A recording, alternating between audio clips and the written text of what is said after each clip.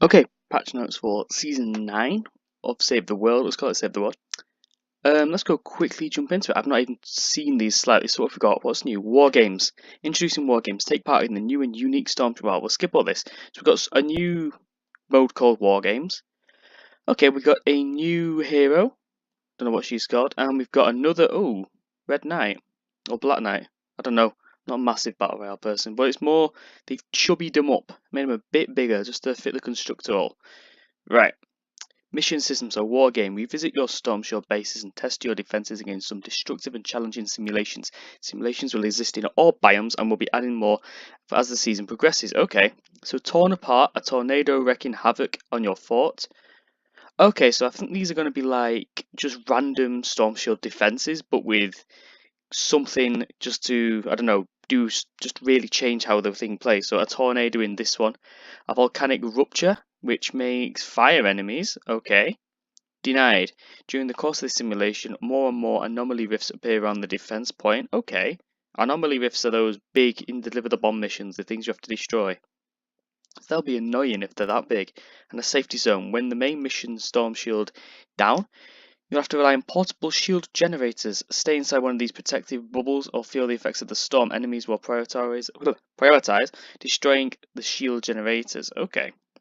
Each simulation requires the players to defend base for 7 minutes. So it's a 7-minute defense. You can collect time cheats, war games. If the simulation challenges aren't enough, okay. Well, these rolling fog, heavy fog, close quarters, much closer to the base when they spawn. Husk swarm. Only husks appear in this challenge.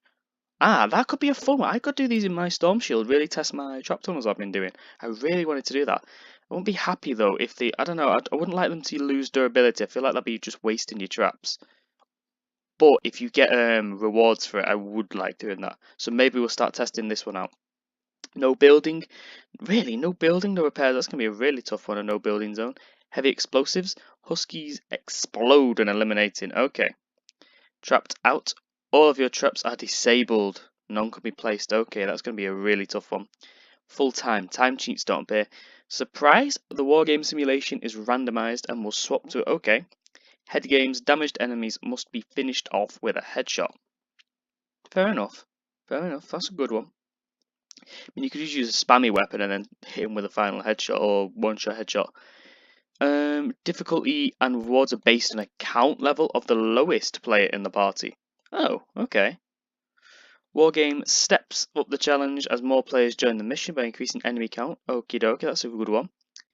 So we get some event quests for it as well. We get some daily challenge quests with Wargame, so you're probably going to have to do this every single day. Storm Shield quality of life. When I start a Storm Shield or Wargames mission, your fort layout is saved. After the current Storm Shield mission concludes, your fort is restored to the saved date. I'm not too sure what that means. This includes all structures and traps durability placed before you start the mission. It always saved anyway, I believe. I'm not too sure if it ever deleted itself, or am I just reading that wrong? I don't know. Community Lookout, what is this? Enter your Storm Shield in any zone to join the Community Lookout program. Well, I don't have a clue what that is, but we'll have to be testing that out later. Help other players defend the Storm Shields or jump into new war games. Hopefully it's like a select menu. Like you can see, oh, one person is waiting for people in the Storm Shield. You can help them like that. That'd be quite interesting. Better than doing play with others. Oh, there we go. Play with others. Similar to play with others, you get 20% bonus XP. Before starting a Storm Shield defense or war games mission, players can now opt to wait for assistance, requiring at least one other public player to start the mission. Reorganize Twine Peaks. Now follow a linear path. Now this, I don't know, hit or miss really, because I believe they're adding missions to each region of Twine Peaks. More mission variety, more missions. So I'm not sure if this is going to be good or bad for Twine, because you might get empty lobbies if there are more missions, unless I have misread this somehow, or misinterpreted I should say. Add at least one additional group mission per difficulty level. Okie dokie.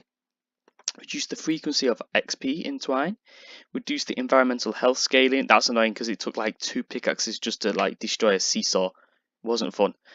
Beta storms have moved on for now. Oh, the beta storms are all gone. I really enjoyed playing them toward the end. I didn't like them at first, but they are quite fun if you like speedrunning missions, and I love speedrunning missions.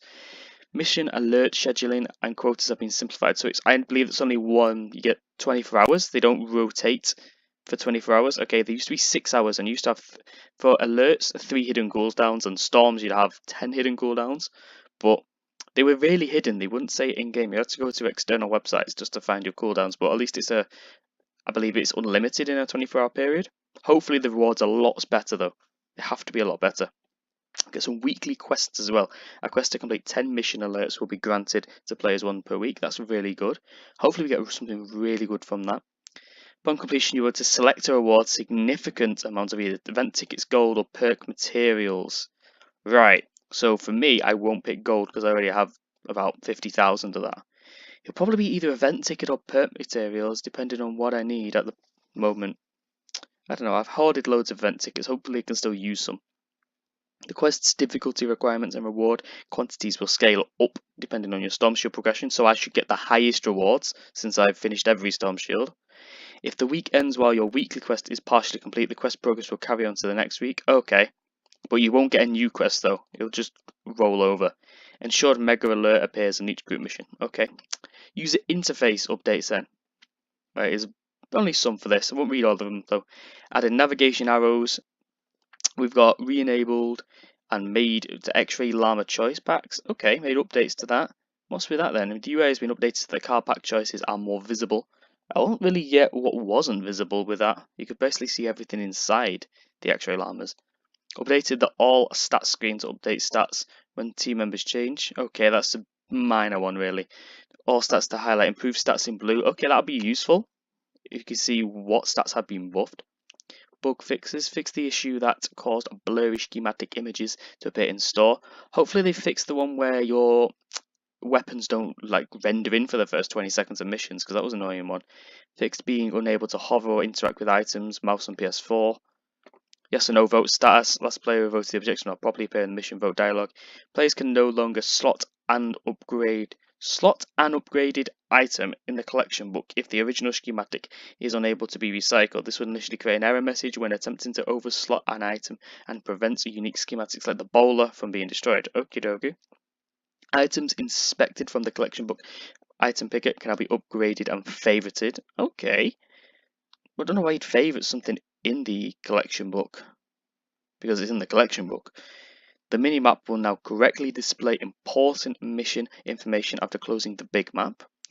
Menu text will no longer rapidly change sizes when the player hovers over the menu. I would like to have some sort of waypoint system on the main map or mini-maps. You spam it when people aren't at the objective.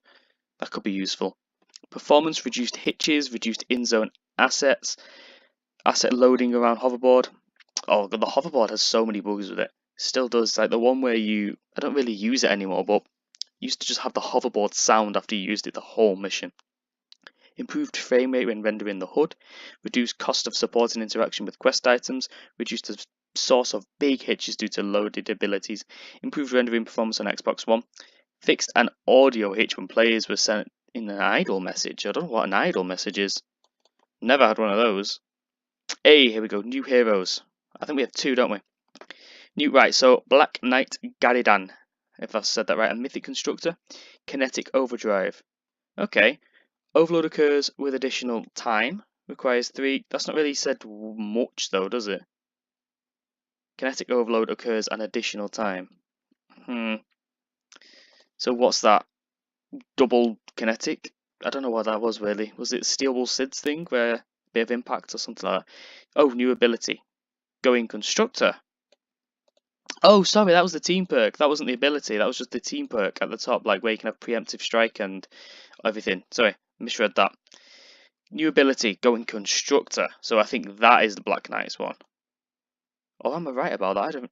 No, this is ability like your going commando or shockwave. So equip a hammer which deals an enormous amount of physical damage and a shield that reduces 95% damage from the front. That is fantastic. 95% damage reduction. That'd be really good for 16 seconds. That's probably going to have a pretty long cooldown, like 2 minutes then. Now here is his actual perk. Let's read his commander perk first. Commander perk, Knight's Impact, increases the hardware impact by 75%. Additionally, going constructor can trigger kinetic overload. Okay, and then the standard one is just increase hardware impact by 33%. To me, that just seems like something you'll have in your standard perks rather than a commander perk. Well, again, that is quite good. And we're also introducing a new dinosaur hero, so it's a ninja as well. Paleo Luna, standard perk, so she's mythic, I believe, if it No, I'm misreading things. Mythics only get team perks. Right. So her standard perk is, oh god, I hate trying to pronounce these names. Saurian Claws adds 5.5% of current health to melee weapon damage. Okay. And adds 16.5% of current health to melee weapon damage. So you could really try and buff her for put a load of mythics on there with her. I don't know, you could really good for melee damage this.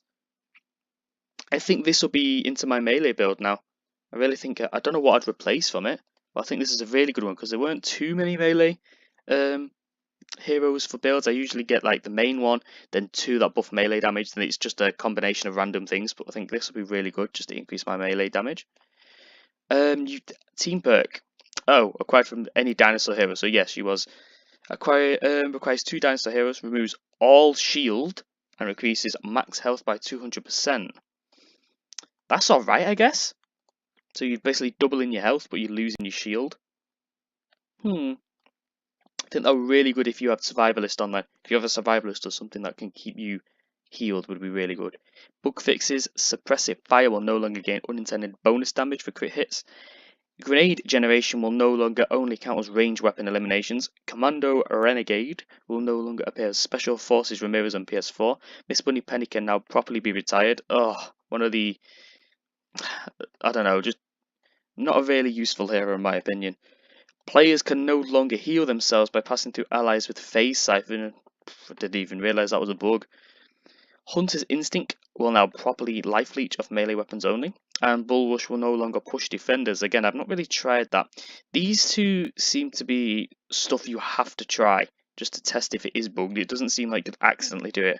I mean, obviously you can accidentally do these, but it doesn't seem like you'd probably have to go out your way to do it. Weapons items. Hey, we got the Steam Skewer, the Steampunk Spear that was meant to be out a few weeks ago, but we finally got it now.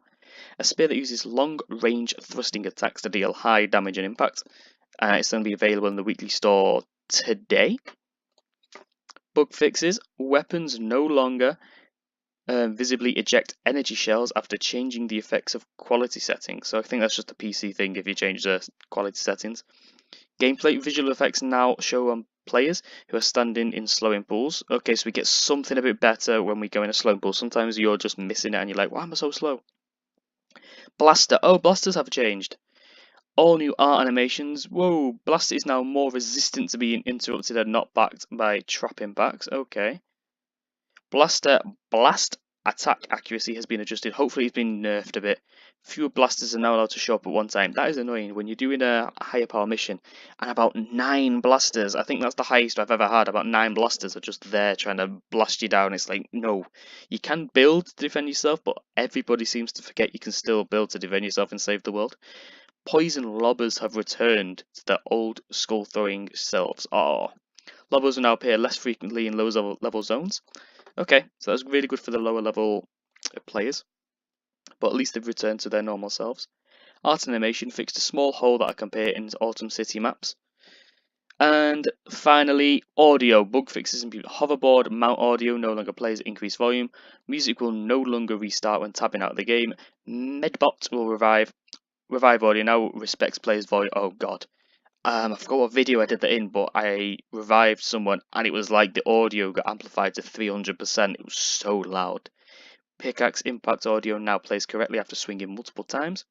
Added auto ambient music to autumn maps and updated deliver the bomb manufacture and launch sounds. Now I was actually expecting the military set to come back because they said a requested set would be coming back. In the roadmap, they actually said a highly requested set will be coming back, and it's massively rumored to be the military set. Maybe they've not included it in here, maybe it actually is in the game, so we'll have to see them. But that was the patch notes. I'm really excited for this ninja, not so much this constructor. I'm going to obviously try them a bit, but I'm not too hyped for him. This ninja though, increasing your melee damage, scaling to your health, I think is absolutely fantastic. I will also be trying this new War Games mode. I really want to test that out, try some of my trap tunnels, see how good they actually are. Because I do know quite a lot of them work near perfectly. They go also depends how the husks spawn though. It's much easier in Storm Shadow though because they spawn much further away. But yeah, that's basically it for this patch notes. I also want to try that spear as well. Not sure if I perk it up. If it has like a 25% crit chance, probably, but it's quite unlikely. But yeah, that's the patch notes for this. Let me know what you guys thought of the Season 9 patch notes. And as always, thank you for watching.